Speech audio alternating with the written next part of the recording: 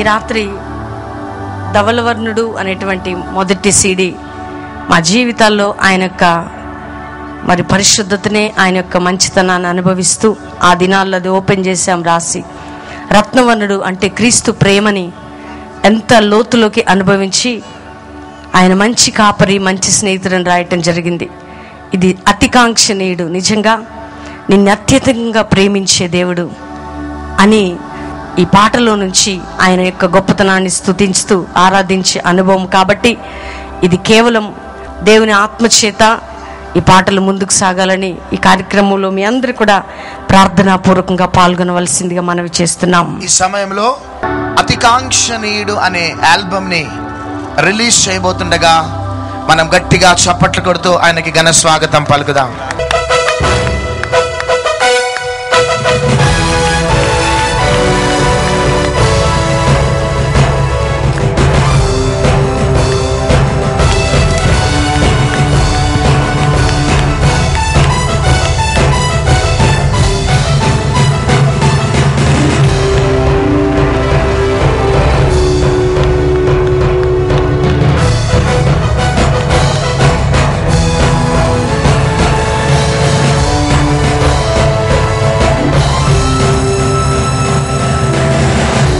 తండ్రి యొక్కయు కుమారుని యొక్కయు పరిశుద్ధాత్మ త్రియేక నామములో యావత్ ప్రపంచంలో ఉన్న సార్వత్రిక సంఘానికి ఇదిగో ఈ అతికాంక్షణీయుడు ఒక ప్రేమ కలిగిన దేవుడుగాను, ఆదరించే దేవుడుగాను, ఓదార్చే దేవుడుగాను వారి హృదయాలలో స్థిరపడులాగున ఈ అతికాంక్షణీయుడు అనే సీడీని యావత్ ప్రపంచానికి పరిశుద్ధాత్మ దేవుడు రిలీజ్ చేస్తుండగా గట్టిగా చేతులు పైకెత్తి చప్పట్లు కొడదాం.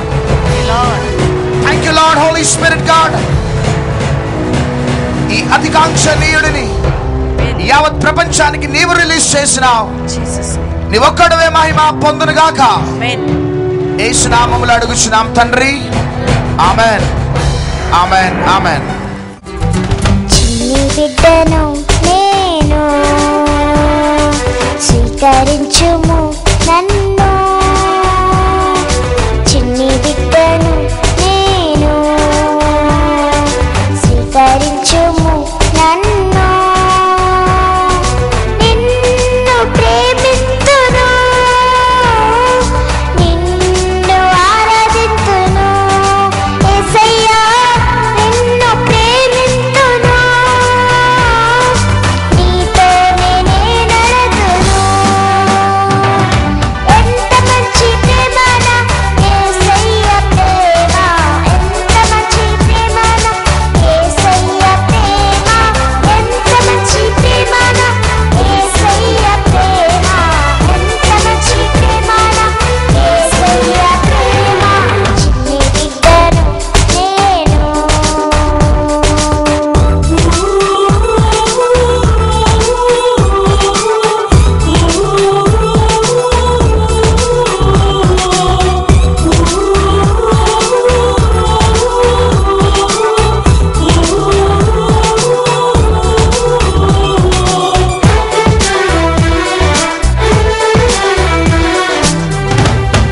తల్లి గర్భమున రూపించినప్పుడే నన్ను పిలిచి ఏర్పరచుకున్నావు.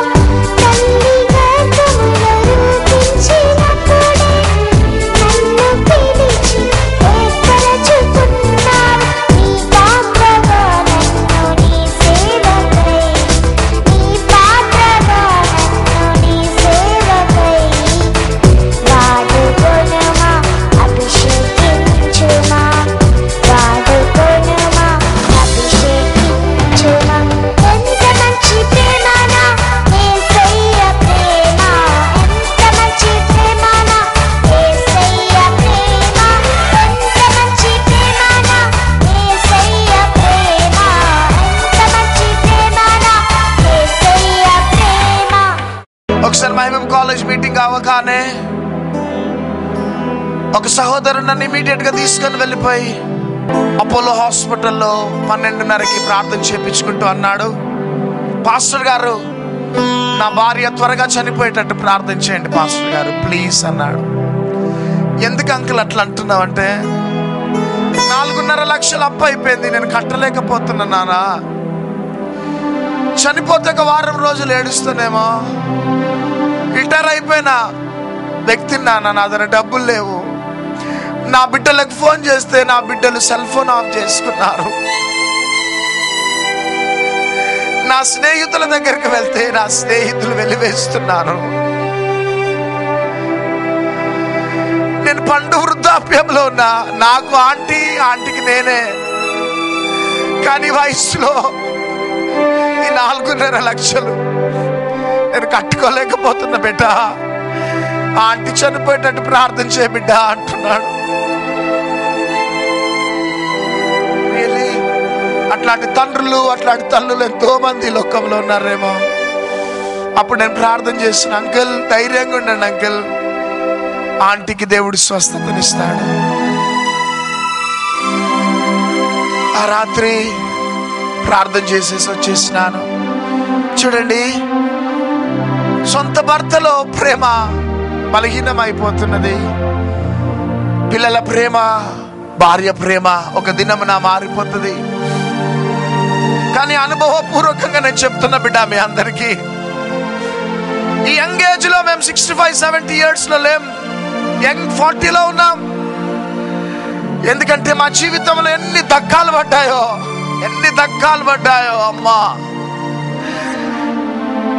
సొంతగా ఉండి మోసం చేసి వెళ్ళిపోతున్నప్పుడు, నమ్మక ద్రోహం చేస్తున్నప్పుడు ఇవన్నీ గుండెలలో తూట్లు పడ్డాయి ఈ దినమున.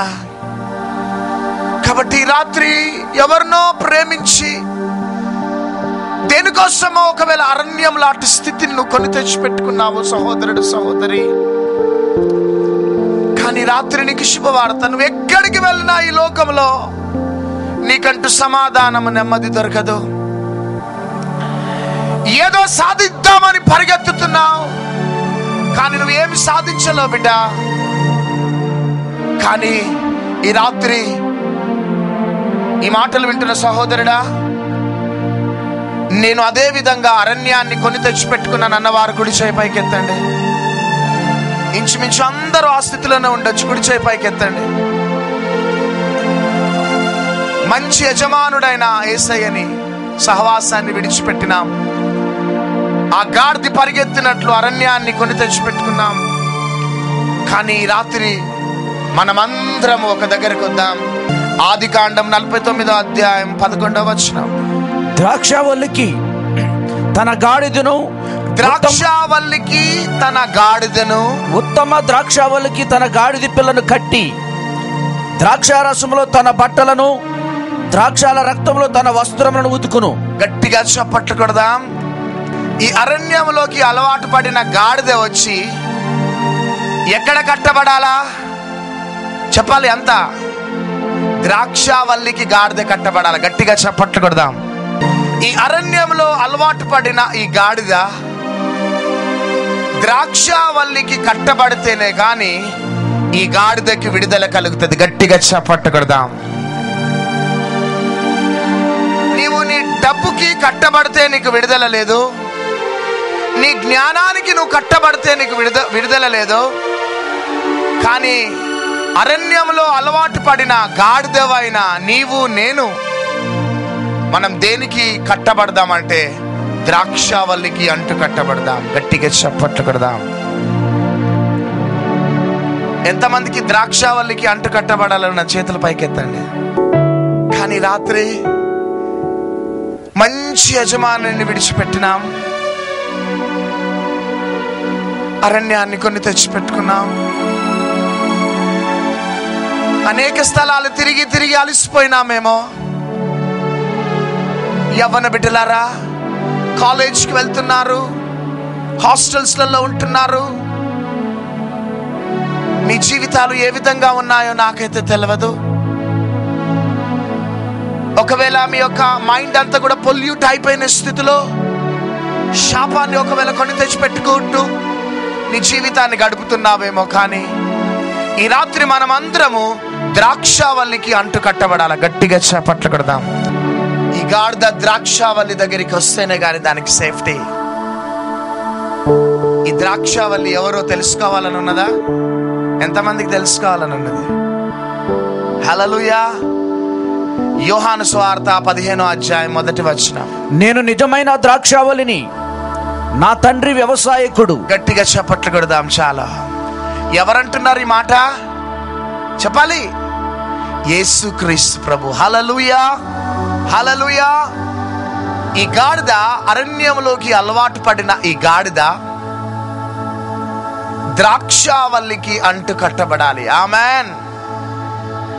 ఆ ద్రాక్షావల్లి ఎవరో కాదు కానీ నీ కోసము నా కోసం కల్వరి శిలువలో రక్తం కార్చిన నజరేయుడైన యేసుక్రీస్తు ప్రభు. గట్టిగా చప్పట్లు కొడదామా? మా జీవితంలో అరణ్యంలోకి అలవాటు పడి శాపాన్ని కొని తెచ్చి పెట్టుకున్నాం. కానీ ఎప్పుడైతే అరణ్యంలోకి అలవాటు పడిన ఈ ప్రవీణ్ అనే గాడిద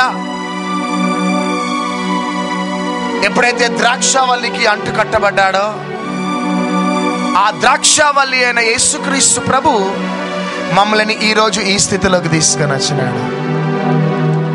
హల్లెలూయా.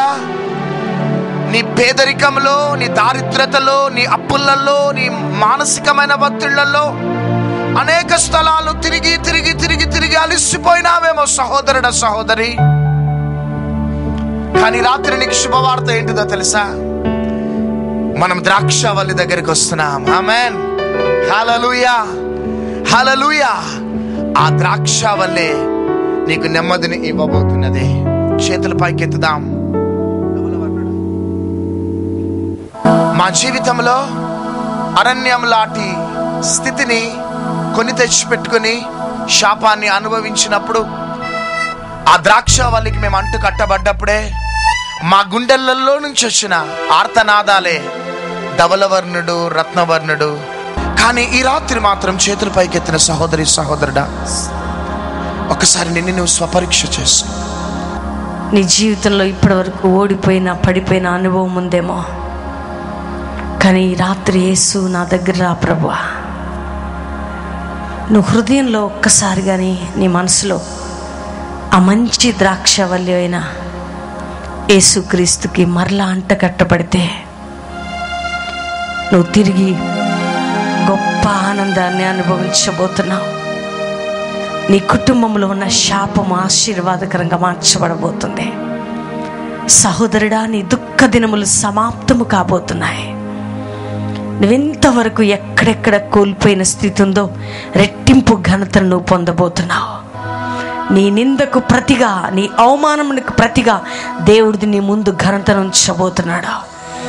ఈ రాత్రి ధైర్యం తెచ్చుకోండి. ఎందుకంటే నువ్వు మనుషుల యొద్దకి, నీ బంధువుల యొద్దకు నువ్వు వెళ్ళట్లేదు, కానీ మంచి ద్రాక్షావళి అయిన యేసయ్య యొద్దకు వచ్చి ఆయన చేయి పట్టుకుంటున్నావు. ఆయన నీ చేతిని పట్టుకుంటున్నాడు. ఈ రాత్రి నుంచి ఎగ్జామినేషన్ రాస్తున్న బిడ్డలారా, తల్లులారా, తండ్రులారా, యవ్వన బిడ్డలారా, గర్భఫలం లేని వారులారా, అప్పులు, ఇరుకులు, ఇబ్బందులు అందరూ కూడా మీరు తిరిగి అరణ్య అనుభవం నుంచి ఆ మంచి ద్రాక్షవల్లి అనే యేసయ్య అనుభవంలోకి వస్తుండగా ఆ ద్రాక్షవల్లి నిన్ను అల్లుకోబోతున్నాడు. ఆయన నువ్వు గట్టిగా ఆయనను పట్టుకోబోతున్నావు. ఈ రాత్రి నిన్ను ఆశీర్వదించబోతున్నాడు యేసయ్య. యేసయ్యా, నువ్వు నాకు కావాలి, నీకు నేను అంటు కట్టబడాలని ఆశ కలిగి ఉన్నాను అన్నవారు ముందటికొచ్చి పరిగెత్తుకుంటూ మోకరించండి. నవమాసము మోసి ప్రయోజకులను చేసిన కన్న బిడ్డలే నిన్ను వెలివేసిన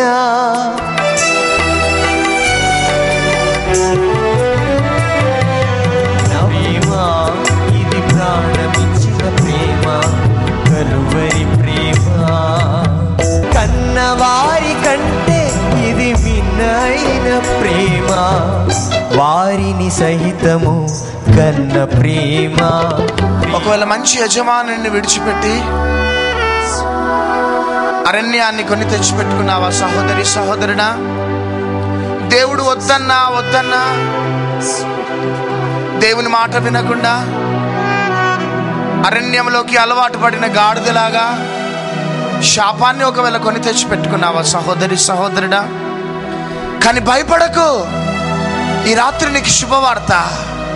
ఈ రాత్రి నువ్వు ఎవరికి అంటు కట్టబడుతున్నావు అంటే ఆ ద్రాక్షావల్లికి నువ్వు అంటు కట్టబడుతున్నావు. గట్టిగా చప్పట్లు కొడదాం.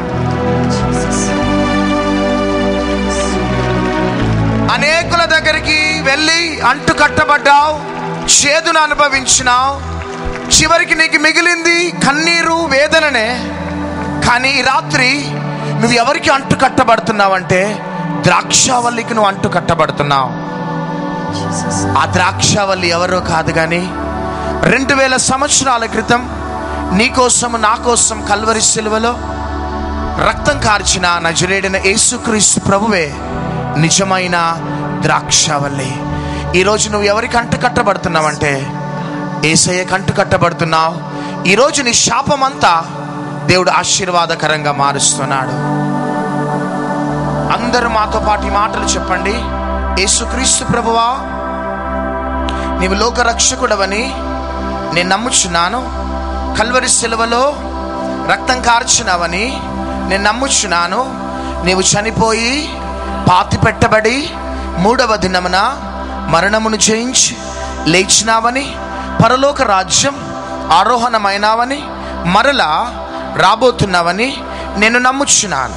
నేను తెలిసి తెలవక చేసిన ప్రతి పాపములను దయతో క్షమించి నన్ను నీ బిడ్డగా స్వీకరించుము.